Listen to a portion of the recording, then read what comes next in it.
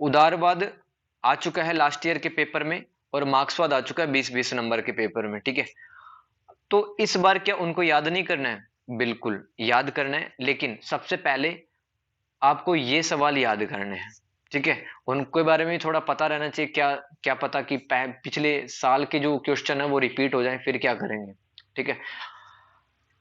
यथार्थवादी उपागम, हरित राजनीति, नारीवाद। और सवाल नंबर 3 लिखो आप, बीपीएससी 134 में सवाल नंबर 3।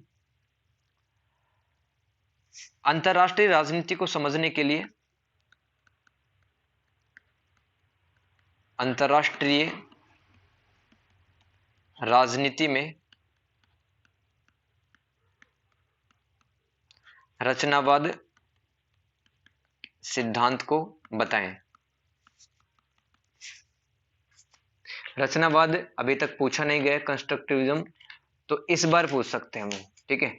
और पेपर समझने में थोड़ा सा टफ है, तो इसके लिए मैंने एक वीडियो बना रखी है, वो एक बार वीडियो देख लेना। बहुत ही जितना आसान हो सकता है ना उस चैप्टर को, सबसे टफेस्ट चैप्टर है बीपीएस 134 का, उसको मैंने बहुत ही अच्छे से लेमन लैंग्वेज में समझा रखा, आपको जरूर समझ में आएगा। अंतरराष्ट्रीय राजनीति में रचनावाद सिद्धांत के बारे में बताना है, ठीक है।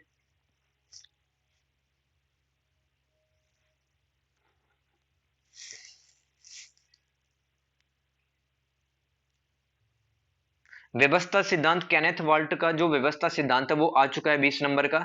इस बार ये याद नहीं करेंगे, लेकिन इस बार जो 4th क्वेश्चन है उसके आने के चांसेस है इस बार। अंतरराष्ट्रीय राजनीति में अंतरराष्ट्रीय अंतरराष्ट्रीय राजनीति में निर्भरता सिद्धांत को बताएं, ठीक है। बहुत ही बढ़िया चैप्टर है और बहुत आसान चैप्टर है। एक बार अगर कॉन्सेप्ट पकड़ में आ गया तो आराम से इसमें लिख सकते हो, ठीक है। बिना किताब को पढ़े अपने मन से लिख सकते हो इस सिद्धांत में। इसके अंदर क्या होता है कि 3 तरह के देश होते हैं दुनिया में, ठीक है। कोर देश, अर्ध परिधीय देश और परिधीय देश। Core countries, semi peripheral countries और पेरिफेरल कंट्रीज।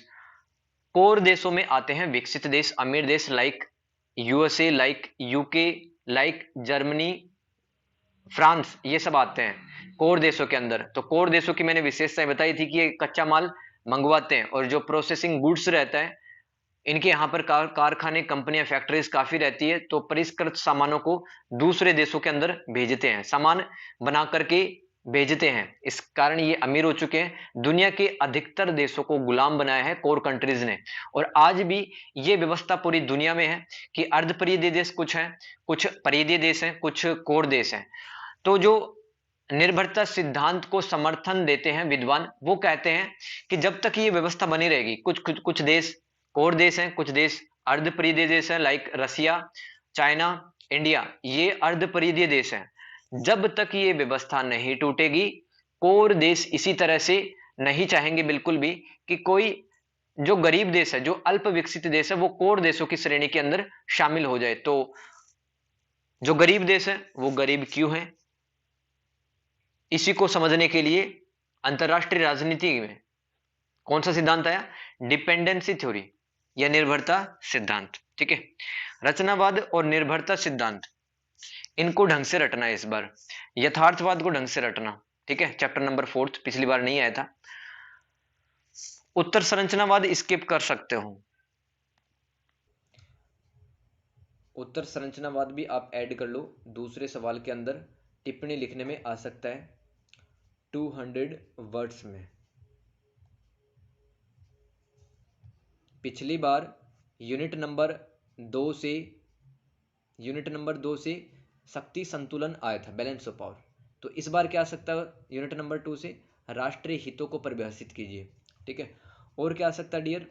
राष्ट्रीय शक्ति को कैसे बढ़ा सकते हैं, मैंने तरीके बताए हैं। राष्ट्रीय शक्ति को एक देश कैसे बढ़ा सकता है, एक देश की क्या राष्ट्रीय शक्ति होती है, जैसे कि एक देश की प्राकृतिक संसाधन होते हैं, ठीक है, मानव संसाधन होते हैं एक देश की राष्ट्रीय शक्ति, और तकनीक और विज्ञान होते हैं। किसी कोई देश साइंटिफिक तरीके से अगर डेवलप है, किसी देश के पास में बहुत बढ़िया मशीन्स हैं, ठीक है, उसके पास में इंडस्ट्रीज हैं, साइंटिस्ट हैं बहुत बड़े बड़े, तो पॉसिबिलिटीज हो जाती है, संभावनाएं इस बात की है कि वो देश विकसित होगा दुनिया के अंदर, ठीक है, लाइक जापान, इंग्लैंड। और एक सामूहिक सुरक्षा का सिद्धांत, ये आपको तीनों याद होने चाहिए। सामूहिक सुरक्षा के तत्व है, ये याद करने हैं आपको।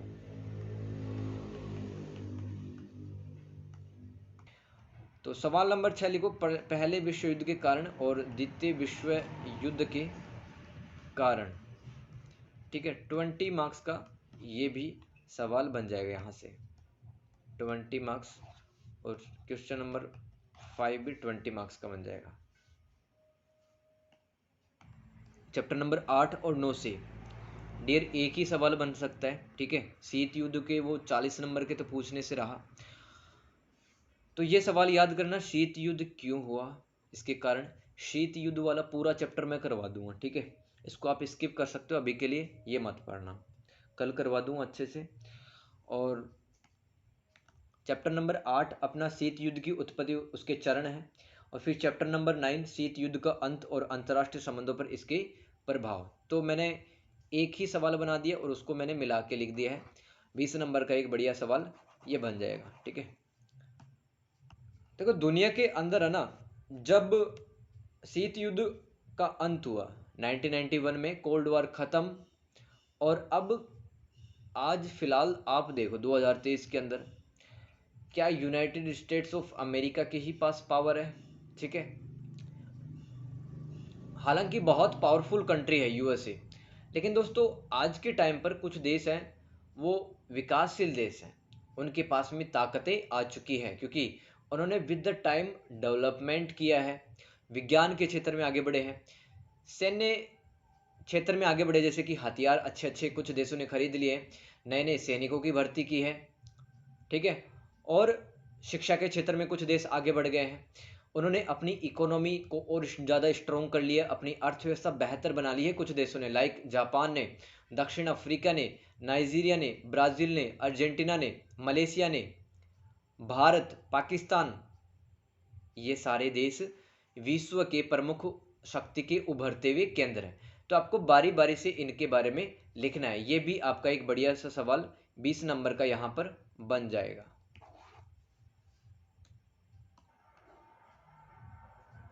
पिछले साल यूनिट नंबर 11 से सवाल क्या आया था कि वैश्वीकरण के कारण राष्ट्र राज्य पर क्या प्रभाव पड़ रहा है, ये बताने थे। तो देखो वैश्वीकरण क्या होता है, एक आर्थिक एकीकरण की प्रक्रिया होती है कि एक देश है वो दूसरे देश से आयात निर्यात करने लगता है, अपना व्यापार बढ़ाता है, ठीक है। एक देश की संस्कृति दूसरे दुनिया के दूसरे देशों में फैलती है, एक देश की घटनाएं वो पूरी दुनिया को पता चल जाती है इंस्टाग्राम की हेल्प से, फेसबुक की हेल्प से, ठीक है। तो सोशल मीडिया ने और जो टेलीविज़न है, रेडियो है, इनके माध्यम से घटनाएं भी, मतलब भारत के अंदर घटना हो रही है लेकिन वो साउथ अफ्रीका के लोगों को भी पता होती है, और अमेरिका में राष्ट्रपति का चुनाव कौन जीत रहा है ये हमें पता होती है। तो ये सब क्यों हो रहा है, ये वैश्वीकरण की प्रक्रिया के कारण हो रहा है। तो एक आर्थिक एकीकरण की प्रक्रिया है ये, ठीक है। अब एक देश का जो नागरिक है वो अगर दूसरे देश के अंदर भी चला जाता है तो ये भी एक वैश्वीकरण की ही प्रक्रिया है। मैं आपको पढ़ा पा रहा हूँ, मैं इंग्लैंड के एक स्टूडेंट को ही पढ़ा सकता हूँ, तो ये क्या है, वैश्वीकरण है। तो राष्ट्र राज्य को फायदों से ज़्यादा नुकसान भी पहुंच रहा है, जैसे कि राज्य के जो आंतरिक कार्य होते हैं, राज्य की जो घरेलू नीति होती है, ठीक है, वो बड़ी बड़ी मल्टीनेशनल कॉरपोरेशंस जो कंपनीज होती हैं, बहुराष्ट्रीय कंपनियां, उनके कारण से सब कुछ कबाड़ा हो रहा है, क्योंकि जो बहुत बड़े ताकतवर देश की कंपनी है वो गरीब मुल्क में जाकर के उनके प्राकृतिक संसाधनों का दोहन करती है, ठीक है। हालांकि रोजगार नौकरी भी देती है और कई बार उस गरीब देश की घरेलू राजनीति के अंदर हस्तक्षेप भी करती है, इंटरफेयर करती है। तो राज्य के आंतरिक कार्यों में हो गई ना दखल अंदाजी। तो वैश्वीकरण के कारण क्या हो रहा है, राष्ट्र राज्य के आंतरिक कार्यों पर प्रभाव पड़ रहा है, संप्रभुता पर प्रभाव पड़ रहा है। राज्य अपनी विदेश नीति है वो भी बड़ी बड़ी कंपनियों के प्रभाव में आकर के बनाता है, वो इन्फ्लुएंस होता है, ये आया था, ठीक है। तो इस बार वैश्वीकरण वाला चैप्टर आप पहले स्किप कर देना, ठीक है। चांस बन रहा है इस बार चैप्टर नंबर 12 से एक सवाल आ सकता है, ठीक है। चैप्टर नंबर 12 से एक सवाल आ सकता है। संयुक्त राष्ट्र की भूमिका एवं कार्यों का विस्तार से वर्णन कीजिए। तो ये वाला सवाल लिख लो आप। संयुक्त राष्ट्र ब्रैकेट में लिख लो यूएन, यूनाइटेड नेशंस, संयुक्त राष्ट्र के भूमिका और कार्य। सर कौन सा चैप्टर बताया आपने? पाएंगे, ठीक है। तो टाइम है, मौका है अभी, बढ़िया, अभी अपन याद कर सकते हैं चीज़ों को। तो संयुक्त राष्ट्र के 6 अंग बता रखे हैं टोटल। एक तो है संयुक्त राष्ट्र महासभा, संयुक्त राष्ट्र महासभा, इसके बारे में मैंने बता रखा है डिटेल से, नोट्स भेज रखे हैं बाकायदा। दूसरा है सुरक्षा परिषद, यूएनएससी जिसको कहते हो ना आप, यूनाइटेड नेशन सिक्योरिटी काउंसिल। संयुक्त राष्ट्र के 6 अंग होते हैं टोटल, उन्हीं का वर्णन अपने को करना है, ठीक है। और तीसरा अंग कौन सा बताया था मैंने? आर्थिक और सामाजिक परिषद, ये लिख लो साथ साथ में, आर्थिक और सामाजिक परिषद।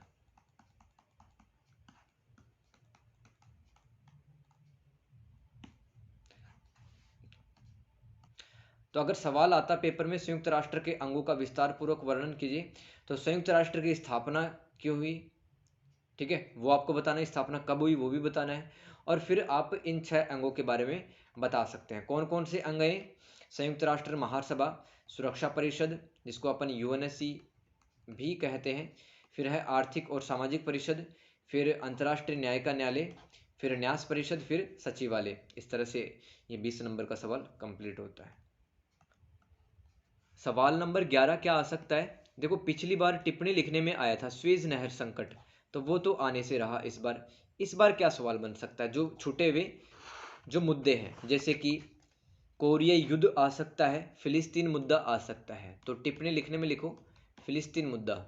संयुक्त राष्ट्र के जो शांति अभियान थे, संयुक्त राष्ट्र ने इन एरियाज की प्रॉब्लम सोल्व की है। इन क्षेत्रों के अंदर जाकर के संघर्ष को, तनाव को खत्म करके दो देशों के बीच में शांति और सहयोग स्थापित किया है यूएन ने, संयुक्त राष्ट्र ने, ठीक है। तो फिलिस्तीन पर लिखना आ सकता है। फिलिस्तीन और इजराइल के बीच में आज भी युद्ध चलते रहते हैं। तो दोस्तों ये आपको पहले थोड़ा सा हिस्ट्री पता होना चाहिए कि फिलिस्तीन और इजराइल इनके बीच में क्या मामला है, आज भी क्यों ये एग्रेसिव कंट्री है, क्यों तनाव है इन दोनों देशों के बीच में, यह आ सकता है, ठीक है। फिर लिखो कोमा लगा करके कोरियाई युद्ध, कोरियाई युद्ध। और ये कोरिया युद्ध 1950 से लेकर के 1953 के बीच में हुए थे, इस पर भी टिप्पणी लिखना आ सकता है। तो बहुत बढ़िया तरीके से, और 2-3 बार मैं आपको कम से कम बता चुका हूँ। स्वेज नहर संकट वाला स्किप करना। देखो इसके अलावा भी 2 छोटे छोटे से टॉपिक हैं, पढ़ के जा सकते हो, मुश्किल से 10 मिनट के अंदर पढ़ लोगे, ठीक है। और लिखो इराक ईरान युद्ध कब हुए थे?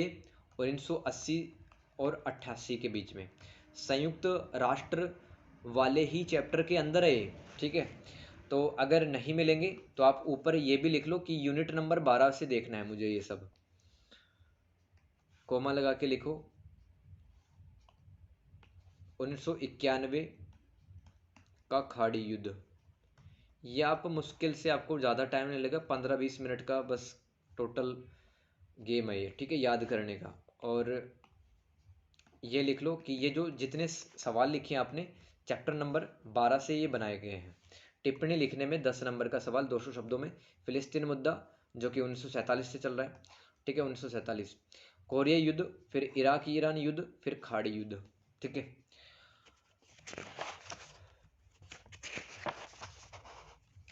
काफ़ी इतना ज़्यादा देखो पढ़ने के लिए तो आप बहुत कुछ पढ़ सकते हो। इसके अंदर इस चैप्टर में बहुत ज्ञान की बातें बताई गई है, जैसे कि संयुक्त राष्ट्र की उपलब्धियां और उसकी असफलताएं क्या क्या है, तो ये मैंने आपको करवा रखा है यार। संयुक्त राष्ट्र में कमियां क्या क्या है कि इसके पास में कोई स्थायी सेना नहीं है, ठीक है। और इसका जो अंतर्राष्ट्रीय न्यायालय है उसने सिर्फ गरीब मुल्कों के जो व्यक्ति होते हैं जिन्होंने अपराध किया होता है उनको सजाएं दी है, विकसित देशों के किसी भी आपराधिक व्यक्ति को सजाएं नहीं दी है आईसीजे ने। तो काफ़ी सारी कमियां भी है यूएन की। और यूएन के जो व्यवस्था है उसके अंदर सुधार करने के लिए कब कब कौन से कदम उठाए गए वो भी आप पढ़ सकते हो, लेकिन अपनी प्रायोरिटी लिस्ट में वो नहीं है, अपनी प्रायोरिटी लिस्ट में ये सब कुछ है। ठीक है, तो जब ये याद कर लो तब वो पढ़ लेना। समझ गए?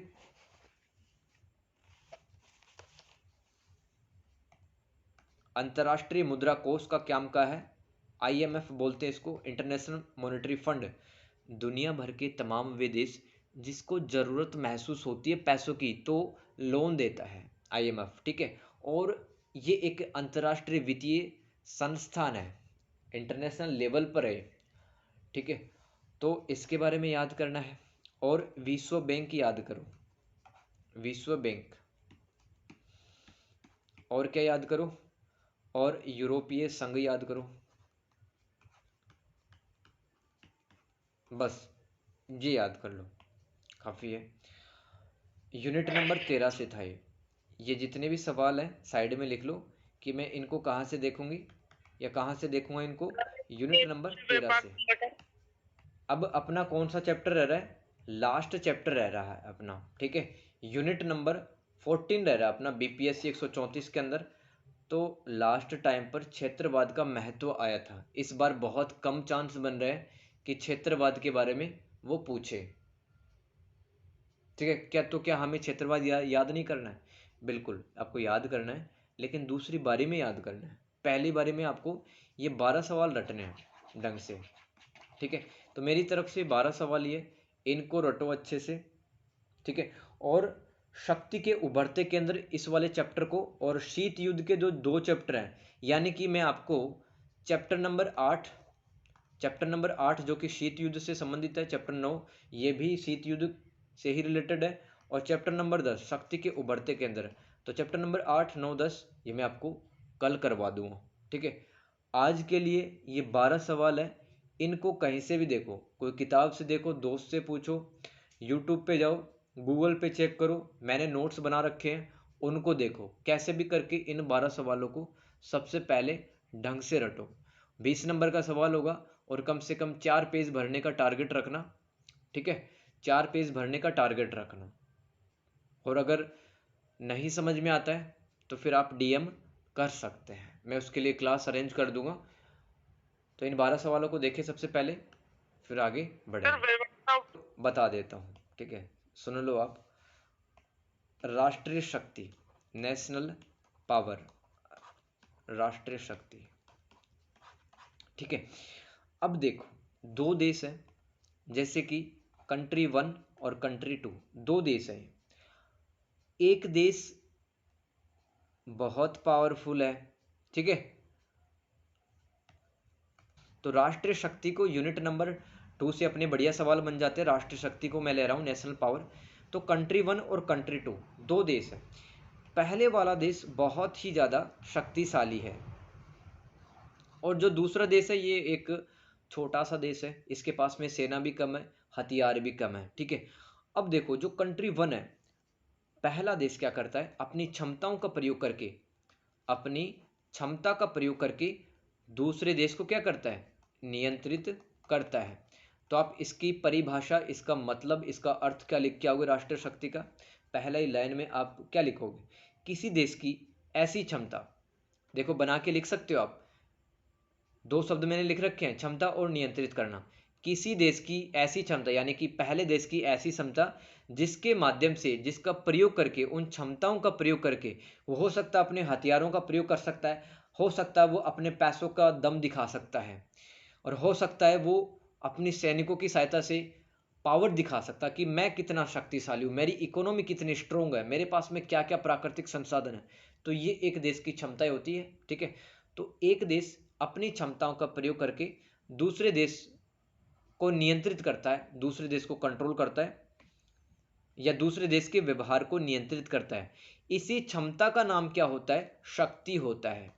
वापस से सुनो, किसी देश की ऐसी क्षमता जिसके माध्यम से वह देश दूसरे देश के व्यवहारों को नियंत्रित करता है, उसी क्षमता का नाम क्या होता है? शक्ति होता है।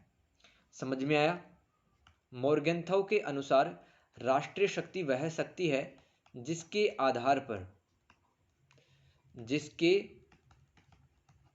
आधार पर कोई व्यक्ति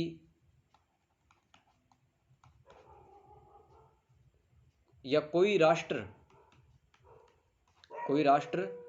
दूसरे राष्ट्रों के कोई एक राष्ट्र दूसरे राष्ट्र के कार्यों कोमा व्यवहारों कोमा नीतियां का मतलब क्या होता है? देखो, विधायिका है, वो नीति बनाती है, कानून बनाती है, वैसा ही समझो कुछ। नीतियों पर प्रभाव और नियंत्रण करने की इच्छा रखता है। नीतियों पर प्रभाव एवं नियंत्रण रखने की इच्छा रखता है। तो इसी क्षमता को क्या कहते हैं? मोर्गेंथाउ के अनुसार राष्ट्रीय शक्ति कहते हैं। ठीक है। और अगर टाइम बचता है मतलब है कि जो स्टेट है वहाँ आराम से सोल्व हो जाएगा। तो राष्ट्रीय शक्ति के आपसे तत्व पूछे जा सकते हैं। तो एक तो होते हैं गैर मानवीय तत्व। इसके अंदर क्या क्या आ जाएगा? इसके अंदर भूगोल लिखना। भूगोल में भी ऐसे लिख देना, क्षेत्रफल अथवा आकार। ठीक है। और भूगोल में और क्या लिख सकते हैं? स्थलाकृति और स्थिति। एक देश की स्थिति क्या है, कौन से उसके पड़ोसी देश हैं, और एक देश की जलवायु कैसी है। ये गैर मानवीय तत्व में आ जाएगा। ठीक है। बस इतना लिख के आना यार, गैर मानवीय तत्व में सिर्फ भूगोल होती है। किसे कहते हैं वैसे? एक देश की जो राष्ट्रीय शक्ति होती है वो किस किस पर डिपेंड करती है? उसका क्षेत्रफल क्या है। अब आप सपोज करो कोई एक देश बहुत बड़ा है, बहुत ज़्यादा उसका क्षेत्रफल है। ठीक है। तो दोस्त, वो उद्योग धंधे स्थापित कर सकता है, अपने नागरिकों को, अपने लोगों को वो वहाँ पर बसा सकता है, वो उस जमीन का इस्तेमाल युद्ध करने में कर सकता है, प्रैक्टिस करने में कर सकता है, युद्ध कैसे लड़ रहे हैं, हथियार बनाने में कर सकता है। और एक देश के पास में जमीन अधिक होगी तो उसके पास में प्राकृतिक संसाधन भी तो उतने ही ज्यादा पाए जाने की संभावना है, क्योंकि प्राकृतिक संसाधन जमीन के नीचे ही पाए जाते हैं अधिकतर। जैसे कि खनिज तत्व, जैसे कि लोहा नीचे पाया जाता है, आपका जो जिंक है, तांबा है, एल्यूमिनियम है, गोल्ड है, डायमंड है, ये सब कहाँ पाया जाता है? जमीन के नीचे। तो एक देश काफी बड़ा है, उसका क्षेत्रफल और आकार काफी ज्यादा है, तो दोस्त उसकी जो राष्ट्रीय शक्ति है बहुत ज्यादा होगी अन्य देशों के मुकाबले। आए समझ में कैसे लिखना है? सर जैसे कि किसी देश के अंदर बहुत सारे पहाड़ हैं। ठीक है। तो दोस्त पहाड़ उसके लिए राष्ट्रीय शक्ति का काम कर भी सकते हैं और राष्ट्रीय शक्ति का काम नहीं भी कर सकते हैं। कैसे? जैसे कि भारत का जो हिमालय है, भारत देश का जो हिमालय है वो हमें साइबेरिया से और रूस से आने वाली ठंडी हवाओं से बचाता है। अगर सपोज करो हिमालय नहीं होता तो क्या होता? पंजाब के अंदर, राजस्थान के अंदर, दिल्ली के अंदर, हिमाचल प्रदेश के अंदर -10 डिग्री, -15 डिग्री सेल्सियस इतना टेम्परेचर रहता। तो क्या हम जीवित भी रह पाते कि नहीं रह पाते? और रह पाते तो बहुत मुश्किल से ठंडियों के दिन गुजारते।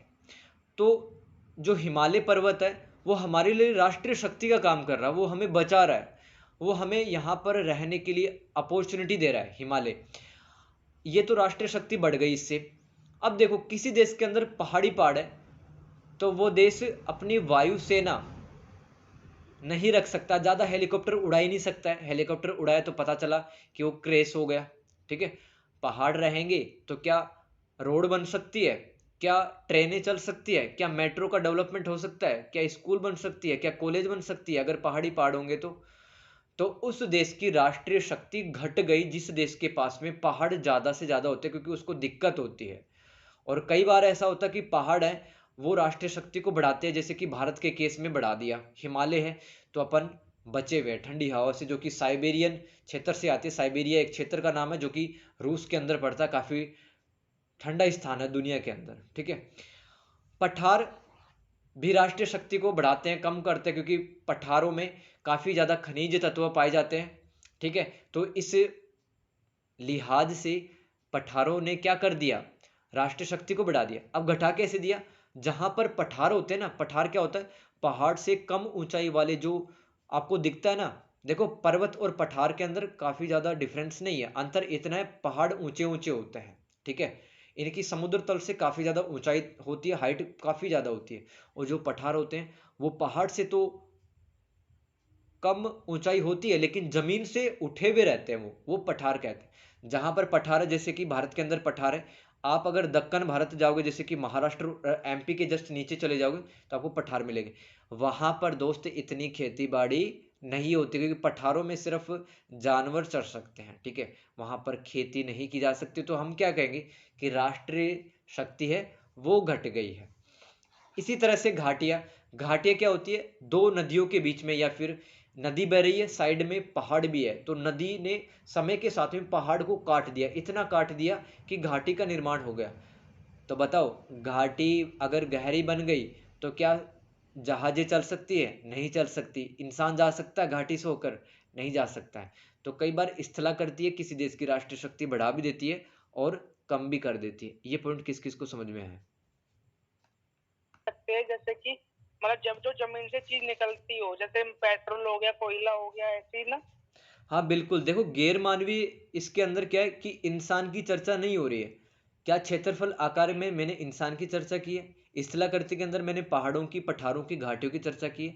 ऐसे ही मैंने स्थिति की चर्चा की है कि देखो भारत जैसा देश है वो अरब सागर से, बंगाल की खाड़ी से घिरा हुआ है, और साथ में भारत के काफी सारे जो राज्य हैं वो तटों से मिलते हैं, जैसे कि गुजरात है, केरल है, उड़ीसा है। तो हम जहाज भी चला सकते हैं, जहाजों से अपन आयात निर्यात भी कर सकते हैं। तो ये भारत को हो गया ना फायदा, भारत पैसा कमा सकता है, ठीक है। इस लिहाज से अंतरराष्ट्रीय व्यापार कर सकता है। और ऐसे देश जिनके आसपास समुद्री सीमा ही नहीं है, वो लैंड लॉक्ड देश हैं, यानी कि वो जमीनों से घिरे हुए हैं, ठीक है। तो उनके पास में समुद्र नहीं है, उनकी सीमा समुद्र से नहीं मिलती, तो वो व्यापार कर ही नहीं सकते, जहाज नहीं चला सकते, तो उनकी राष्ट्रीय शक्ति कम हो गई। और भारत जैसे देश है, हिंद महासागर में महत्वपूर्ण उपस्थिति रखता है भारत देश, इसलिए भारत देश की राष्ट्रीय स्थिति है वो स्थिति के कारण बढ़ जाती है। अब एक और बात इसमें समझ सकते हैं कि इंग्लैंड जैसे देश ने लगभग पूरी दुनिया पर राज क्यों किया, क्योंकि आप दुनिया के नक्शे में इंग्लैंड को देखोगे तो ऐसी जगह बसा हुआ है जिसके आसपास कोई देश नहीं है, समुद्र के अंदर बसा हुआ है, ठीक है। तो यहां पर पहुंचने में एक लोगों को दिक्कत हुई, और इंग्लैंड ने समय के साथ में नेवी का डेवलपमेंट किया, नौसेना का विकास किया, इसलिए वो लगभग पूरी दुनिया को जीत पाए। तो स्थिति काफी ज्यादा महत्वपूर्ण होती है। अंतिम पॉइंट पढ़ते हैं, जलवायु। तो स्थिति वाला पॉइंट समझ में आया? बिल्कुल। तो जैसे कि भारत उष्णकटिबंधीय देश है, तो अपनी जो यहाँ पर धूप जो पड़ती है उसका इस्तेमाल करके ऊर्जा बना सकता है, तो राष्ट्रीय शक्ति बढ़ गई। अब देखो कैसे घट गई, घट इस मामले में गई कि अगर बहुत ज़्यादा धूप पड़ेगी तो दोस्तों इंसानों का स्वास्थ्य खराब हो सकता है, जानवर मर सकते हैं। अगर दोस्तों जलवायु बहुत ज़्यादा दिनों तक खराब रही, जैसे कि कहीं पर अकाल पड़ गया, काफ़ी सारी जानवर मर जाएंगे, लोग अपने गाँव को छोड़कर शहर चले जाएंगे, काफ़ी दिक्कत हो जाएगी, तो उस स्थिति में राष्ट्रीय शक्ति घट जाती है। अब एक ये भी कारण है, जो यूरोप के देश है ना, जैसे कि स्कॉटलैंड है, आयरलैंड है, इंग्लैंड है, जर्मनी है, फ्रांस है, यहाँ पर जो मौसम रहता है ना 20 और 25 डिग्री के आसपास बना रहता है। तो दोस्त एक भूगोलवेत्ता है, एक भूगोलवेत्ता उनके अनुसार दुनिया में वो देश अमीर बनेगा, दुनिया में वो देश विकसित होगा जिसकी जलवायु अनुकूल होगी, जिसकी जलवायु अच्छी होगी, यानी कि ना तो वहाँ की जलवायु गर्म होगी, ना वहाँ की जलवायु ठंडी होगी। तो दोस्तों यूरोप का इतना ज़्यादा विकास क्यों है, यूरोप इतना ज़्यादा विकास क्यों कर चुका है, क्योंकि उनकी जलवायु कैसी है, शीतोष्ण जलवायु है, टेम्परेट क्लाइमेट है वहाँ पर, यानी कि ना तो ज़्यादा ठंडी पड़ती है ना गर्मी पड़ती है। तो उद्योग धंधे विकसित हुए हैं वहाँ पर, लोगों ने काफ़ी ज़्यादा तरक्की की है, तो जलवायु भी राष्ट्रीय शक्ति को घटा बढ़ा सकती है। मानवीय तत्व दूसरा प्रकार है तत्वों का, राष्ट्रीय शक्ति के दूसरा तत्व है मानवीय तत्व है। जनसंख्या, सैन्य क्षमता, और सी में लिखोगे आप विदेश नीति, विदेश नीति। डी पॉइंट में लिखोगे प्रौद्योगिकी,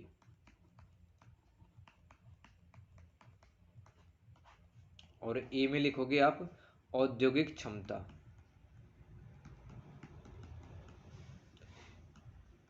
इनको याद करने में ज़्यादा टाइम नहीं लगेगा, लेकिन एक बार याद हो गए तो आपको ढंग से रट जाएंगे, आराम से छाप के आ सकते हो। फिर मनोबल यानी कि मोटिवेशन, प्रेरणा भी लिख सकते हो स्लेश लगा के, मनोबल अथवा प्रेरणा। और जी पॉइंट में लिख दो नेतृत्व है। ठीक है, तो एक एक करके समझते जाते हैं कि किस प्रकार से जो जनसंख्या है वो एक देश की राष्ट्रीय शक्ति को घटा भी सकती है और बढ़ा भी सकती है। अब यहां पर मैं दो देश ले रहा हूं, ठीक है, ए और बी। एक एक करके चलो पॉइंट समझते हैं, तो मैं इनको इरेज कर देता हूं। इस वीडियो को आपको एक बार फिर से देखना है, ठीक है, बिल्कुल भी इसमें गलती मत करना, लापरवाही मत करना, ठीक है।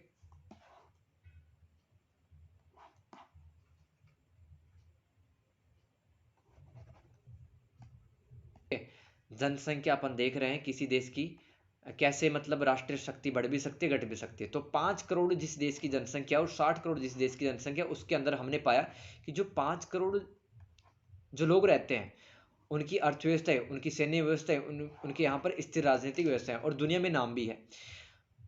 कारण इसका यही है कि जो 60 करोड़ लोग हैं ना, ये थोड़े से अयोग्य टाइप के हैं, ठीक है, इनको ज़्यादा काम नहीं आता है, ये अकुशल मजदूरों की तरह काम करते हैं,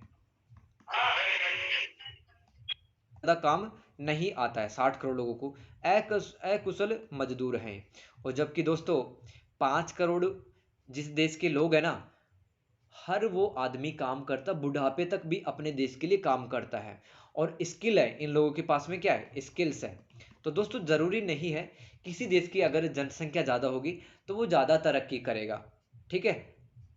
एग्जाम्पल देख सकते हैं अपन पूरी दुनिया के अंदर, देखो आप अमेरिका की कितनी सी जनसंख्या है, मात्र 30 से शायद 35 करोड़ के आसपास है, लेकिन कितना ज्यादा पावरफुल है, अर्थव्यवस्था के मामले में पूरी दुनिया में नंबर 1 पे आता है, ठीक है। तो इससे साबित होता है कि भाई जो जनसंख्या जितने लोग हैं ना वो स्किल्ड रहने चाहिए, उनको काम धाम आना चाहिए कुछ, ठीक है। तो जनसंख्या किसी देश के लिए राष्ट्रीय शक्ति बढ़ा भी सकती है और घटा भी सकती है। आगे पॉइंट समझ में? सर आर्थिक स्थिति भी तो एक कारण बन सकती नहीं है। अब देखो इसमें भी ऐसे ही करते हैं अपन, दो देश ले लेते हैं ए और बी। सैन्य क्षमता, ये मानवीय तत्व है राष्ट्रीय शक्तियों का।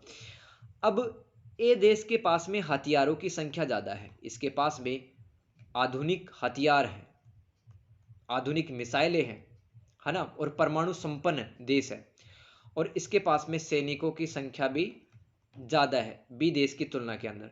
और जबकि बी देश का हाल देखें तो इसके पास में पुराने जमाने के हथियार हैं, ठीक है, इसके पास में तकनीक भी कम है, लड़ाई जब करते हैं तब बी देश हारने के चांस ज्यादा हो जाएंगे। तो सैन्य क्षमता है वो राष्ट्रीय शक्ति को बढ़ाती है, हमेशा ध्यान रखना, सैन्य क्षमता है वो राष्ट्रीय शक्ति को बढ़ाती है। जैसे कि किसी देश के पास में हथियारों की संख्या, सैनिकों की संख्या ज्यादा रहती है तो उस देश की राष्ट्रीय शक्ति घट गई या बढ़ गई। विदेश नीति कैसे राष्ट्रीय शक्ति को बढ़ा सकती है और घटा सकती है, इसमें भी दो देश ले लेते हैं इस बार, कंट्री क और दूसरा देश ले लेते हैं ख, ठीक है। अब दोनों ही देश विदेश नीति बनाते हैं। विदेश नीति होती क्या है कि एक देश अपने काम करवाने के लिए दुनिया भर के देशों से जिस प्रकार की वो नीतियां बनाता है उस नीति को क्या कहते हैं, विदेश नीति, जिससे कि उसके हित तथा उसके जो उद्देश्य होते हैं वो पूरे हो जाए, ठीक है। जैसे कि एक देश को यूरेनियम चाहिए दूसरे देश से, तो वो विदेश नीति अच्छी बनाएगा उसके लिए, जैसे कि वो उस देश के नागरिकों को जल्दी से वीजा दे देगा, उस देश के जो बच्चे हैं वो पढ़ाई लिखाई कर सकते हैं उस देश के अंदर आकर, ठीक है। तो ऐसे विदेश नीति बनाई जाती है। अब देखो ये देश ने बहुत ताकत और बढ़िया विदेश नीति बना दी, ठीक है, कि इसके सारे हित, इसके जो भी मन में है, इस देश के जो भी मन में है, जो भी इच्छा है वो कंप्लीट हो जाती है, दुनिया भर के देश वो इसकी इच्छा पूरी कर देते हैं। और एक तरफ ख देश है, ठीक है, इसके अंदर गृह युद्ध चल रहा है, ये आतंकवाद से प्रभावित भी है, अपनी विदेश नीति घटिया बनाता है, ठीक है, अपनी विदेश नीति अच्छी नहीं बनाता है, और इसके जो संबंध है दुनिया के अंदर, ये संबंध भी खराब हैं।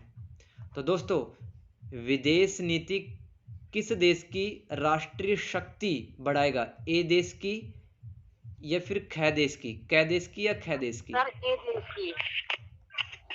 बिल्कुल। सर क्योंकि वो लोगों को अच्छा वो दे रहा है, अपने अंदर आने के लिए वो उनको वहाँ पे और नुकसान ही होगा ना। हाँ हाँ, तो विदेश नीति भी है, वो अगर कोई देश अच्छा बनाता है, अच्छी बनाता है, तो उस देश की राष्ट्रीय शक्ति बढ़ती है। जैसे कि दोस्तों, भारत का दुनिया भर में इतना नाम क्यों है? इसके पीछे ये भी वजह है कि भारत की जो फॉरेन पॉलिसी है बहुत ही शानदार है, भारत की विदेश नीति। ठीक है, तो ये तीसरा पॉइंट हो गया। अब फोर्थ पॉइंट है प्रौद्योगिकी। राष्ट्रीय शक्ति के जो मानवीय तत्व हैं उसके अंदर फोर्थ पॉइंट है प्रौद्योगिकी, इसको इंग्लिश के अंदर कहते हैं टेक्नोलॉजी। ठीक है, अब देखो, दो देश यहां पर भी एग्जांपल लेते हैं अपन, ए देश और बी देश, आप खुद बताना। अब देखो, ए देश है ना, इसके पास में बड़ी और भारी भारी मशीनें हैं, बड़ी और भारी भारी मशीनें हैं, और फैक्ट्रियों की संख्या और कारखानों की संख्या भी ए देश के पास में ज़्यादा है, और इसके पास में आधुनिक प्रौद्योगिकी है, यानी कि इसके यहाँ पर जो कंपनी है वहाँ पर नई नई मशीनों की सहायता से उत्पादन होता है सामानों का, आधुनिक तकनीक है इसके पास में। और जब बी देश है दोस्तों, ये पुराने ज़माने की प्रौद्योगिकी यूज करता है, जैसे कि कपड़े बनाता है वो भी पुराने तरीके से, हथियार बनाता है वो भी पुराने तरीके से, ठीक है, बाइक बनाता है वो भी पुराने तरीके से। तो अगर किसी देश की प्रौद्योगिकी अगर मजबूत है, जैसे कि ए की मजबूत है और बी की कमज़ोर है प्रौद्योगिकी, पुराने ज़माने की मशीनें हैं, पुराने ज़माने के कलपुर्जे हैं, कारखानों की संख्या भी कम है, और यहाँ पर जो व्यक्ति काम करते हैं उनको काम धंधा भी इतना नहीं आता है, तो किस देश की प्रौद्योगिकी उस देश की राष्ट्रीय शक्ति बनेगी? ए देश की या फिर बी देश की? सर ए देश की। बिल्कुल सही जवाब है। ठीक है, आया समझ में? Yes sir. औद्योगिक क्षमता का मतलब है इसके अंदर फिर से दो देश ले लेंगे, आप ऐसे बना के आ सकता, कोई दिक्कत नहीं है। ठीक है, ए देश के पास में दोस्तों कंपनियों की संख्या है और उद्योगों की संख्या, कंपनियों, उद्योगों, फैक्ट्रियों की जो संख्या है वो बी देश से कहीं ज़्यादा है। ठीक है, अब देखो, किसी देश के अंदर अगर उद्योगों की संख्या ज़्यादा होती है तो दोस्त जाहिर सी बात है वहाँ पे सामान ज़्यादा बनेगा, वहाँ पे सामान जल्दी बनेगा, और उस देश में ज़्यादा सामान बनेगा तो वो देश क्या करता है, दुनिया के दूसरे देशों को भी निर्यात कर सकता, बेच सकता है, तो निर्यात कर करके पैसा भी कमा सकता है। ठीक है, जबकि बी देश है, इसके पास में उद्योगों की संख्या वो कम है, उद्योगों की संख्या कम है। तो दोस्त, पहली बात तो है इसके यहाँ पर जो नागरिक रह रहे हैं उन्हीं की ज़रूरत ये नहीं कर पाएगा पूरी, बी देश ज़रूरत पूरी नहीं कर पाएगा अपने ही नागरिकों की।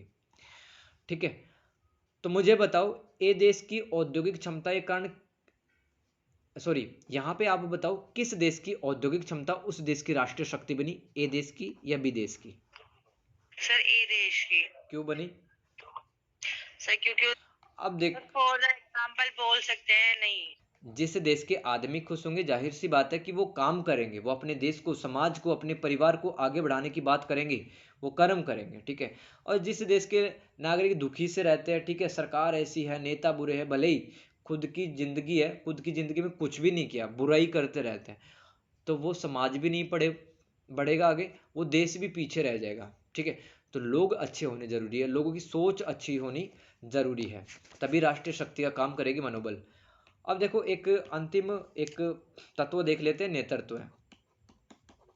नेतृत्व है, ये सातवां पॉइंट है मानवीय तत्वों में। ठीक है, इसके अंदर अपन क्या लिख के आएंगे, यहां पर भी दो देश देख लो, ए और बी। दोस्तों, यहां पर जो ए देश का जो प्रधानमंत्री है ना, वो काफी ज्यादा ताकतवर है। ठीक है, अपने नेतृत्व के कारण पूरी दुनिया भर में जाना जाता है। दुनिया के देश उनको बुलाते हैं, मीटिंग्स में बुलाए जाते हैं और वो भाषण देते हैं, दुनिया को एक करने की बात कहते हैं, ठीक है, एक साथ आगे बढ़ने की बात कहते हैं।